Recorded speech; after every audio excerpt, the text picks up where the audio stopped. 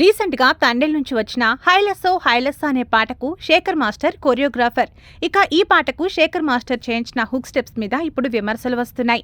అవే స్టెప్పుల్ని చాలా ఏళ్ల క్రితం ఫిదా సినిమాలో అదే సాయి పల్లవితో శేఖర్ మాస్టర్ వేయించాడు. మళ్ళీ ఇప్పుడు అవే స్టెప్పుల్ని ఇక్కడ కూడా వాడేశారు. దీంతో శేఖర్ మాస్టర్ కొరియోగ్రఫీ కొత్తగా ఏమీ ఉండటం లేదని అంటున్నారు. ఇక కొంతమందేమో సాయి పల్లవికి ఆ స్టెప్పులు తప్ప ఇంకే స్టెప్పులు రావని ట్రోలింగ్ చేస్తున్నారు. ఆమెకు ఆ స్టెప్పులే వచ్చేమో కొరియోగ్రాఫర్ని ఎందుకంటారు అని మరికొంతమంది ట్రోలింగ్ చేస్తున్నారు. ఇక చెల్లి పెళ్లిలోనూ ఆమె ఇలా నడుము తిప్పే స్టెప్పులే వేసిందని అంటున్నారు. ఆమె ఎప్పుడైనా సరే ఇలాంటి నడుము తిప్పే స్టెప్పులు తప్ప కొత్తగా ఏమీ చేయలేదని నెటిజన్లు కామెంట్లు చేస్తున్నారు. సాయి పల్లవి చేత కరెక్ట్గా స్టెప్పులు వేయించలేకపోతున్నారు. ఆ కొరియోగ్రాఫర్లు కొత్తగా ఆలోచించడం లేదు అని చాలా మంది అభిప్రాయపడుతున్నారు.